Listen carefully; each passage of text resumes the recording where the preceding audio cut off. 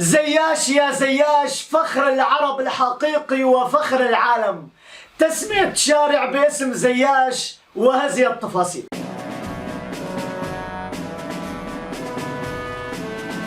مرحبا بقناة الخبر.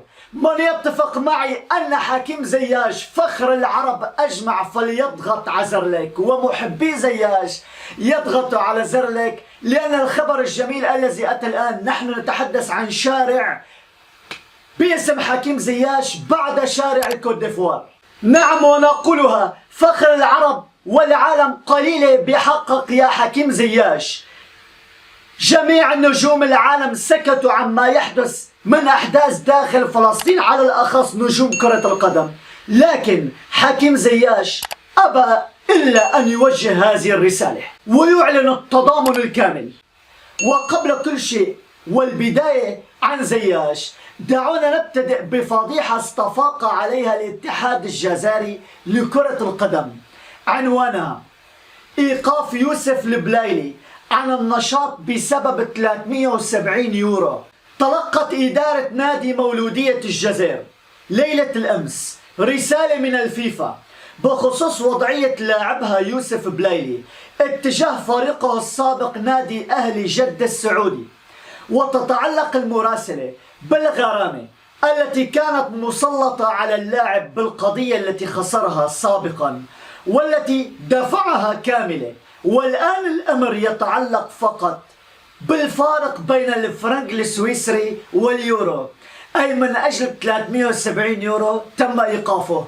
وإدارة مولودية الجزائر استفاقت على فضيحة كبيرة، وأكدت أنها سوف تتدارك الموضوع بأقل من 48 ساعة. هذا الخبر الذي أتى الآن يشكل فضيحة كبيرة. لماذا فضيحة كبيرة؟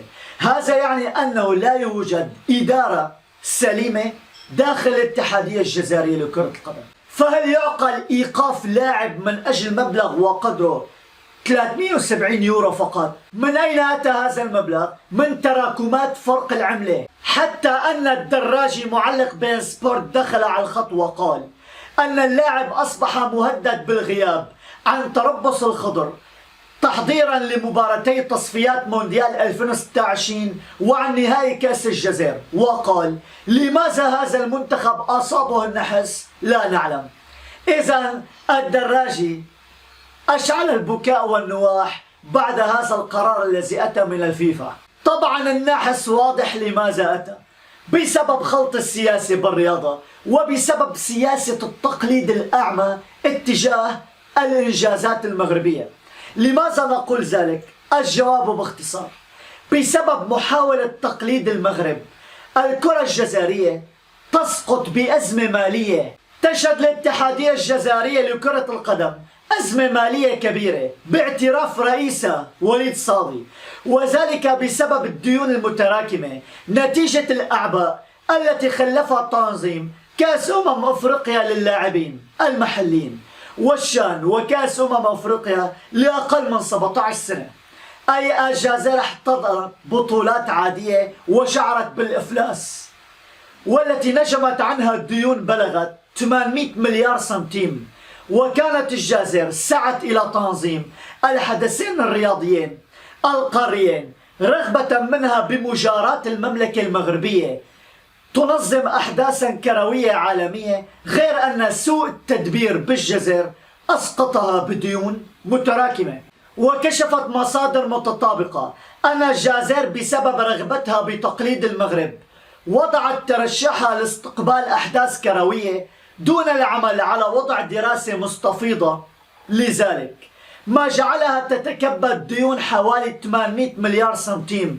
وقد اعترف وليد صادي بحجم الصعوبات والمتاعب التي واجهها المكتب الفيدرالي منذ توليه رئاسة الاتحادية. إذن واقع الكرة الجزائرية الآن صادم للغاية لما تعرفه من غياب الاستقرار الإداري الفني، وكون محيط الكرة الجزائرية يعيش على وقع التعفن والتجاوزات التي تسيء لأخلاقيات ممارسة كرة القدم. ولعل أغرب من هذا كله أن كبرنات المرادية أداروا ظهرهم لاتحاد الجزائر، حيث توقفوا عن دعم الاتحادية الجزائرية بعد الانتكاسات الأخيرة التي وقعوا فيها. نستنتج هنا أن محاولة تقليد المغرب بتنظيم التظاهرات الرياضية بمثابة مجازفة كبيرة بالنظر إلى الفوارق بين البلدين من حيث البنيات التحتية، دعم الدولة والعلاقات بين الأجهزة الكروية على الصعيدين القاري الدولي، وأن المغرب يتفوق بشكل كبير على الجزائر بكل المجالات. إذا نحن نتحدث عن فضيحة ديون على أوسع نطاق، وما بالك إن دخلنا بالفضيحة الأكبر الآن. ترجي مستغانم بمواجهته لجمعية وهران شغب الملاعب الجزائرية يخلف قتيل وثلاث جرحى بفعل التدافع. داخل الملعب قتيل وثلاث جرحى بسبب سوء تنظيم الجماهير. للأسف لقي شخص مصرعه وأصيب ثلاثة آخرون بحادث تدافع قبل وقت قصير من انطلاق مباراة لكرة القدم بالجزائر حسب ما ذكرت وسائل إعلام رسمية جزائرية. وحسب المصادر فقد وقعت الحادثة خلال مباراة بين فريقين ترجي مستغانم المضيف ونادي جمعية وهران برسم الجولة 29 من بطولة قسم الثاني هواة وسط غرب، أي بطولة مصغرة وعادية. لكن بعد أن تسلق بعض المشجعين الجدار الخارجي للملعب تسبب التدافع بينهم لسقوط العشرات ولقي أحدهم مصرعه. تذكرنا هذه المأساة بما حدث سنة 2019 عندما لقي العديد من الأشخاص حتفهم وأصيب آخرون خلال التدافع الذي وقع عند مدخل ملعب بالجزائر قبل وقت قصير من حفل مغني الراب سولكينغ. هذه الجزائر التي كانت تدعي أنها تريد احتضان كبريات التظاهرات الرياضية غارقة بالديون الآن بسبب سوء التنظيم. نرى كوارث تقع بين الجماهير. وبعيدا عن هذه الكوارث التي لا تعد ولا تحصى والأزمات التي تعيشها الاتحادية الجزائرية، دعونا ننتقل لخبر جميل. ابن المغرب حكيم زياش بعد أن أصبح حديث الصحافة العربية والأجنبية والعالمية، بعد أن رفع العلم الفلسطيني وأصبح فخر العرب والعالم الحقيقي، اليوم هناك دعوات من أجل تسمية شارع باسمه، لكن أين؟ بإندونيسيا.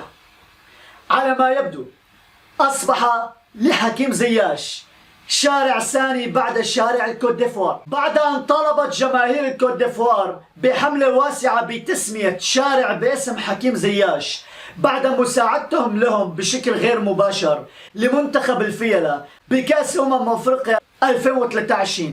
حينها نتذكر كيف أن حكيم زياش والمنتخب المغربي أنقذوا منتخب الكوت ديفوار من الإقصاء، حتى أن الكوت ديفوار حملوا اللقب بالنهاية. أي لذلك طالبوا الجماهير بتسمية شارع باسم زياش بالكوت ديفوار. ومن الكوت ديفوار إلى أندونيسيا، قال عدد جمهور كبير على مواقع التواصل الاجتماعي أن حكومة بلادهم عليها إطلاق اسم حكيم زياش، خاصة بعد الفعل البطولي الذي قام به ورفع العلم الفلسطيني. هذه الرسالة التي وجهها للعالم أجمع ببطولية واضحة.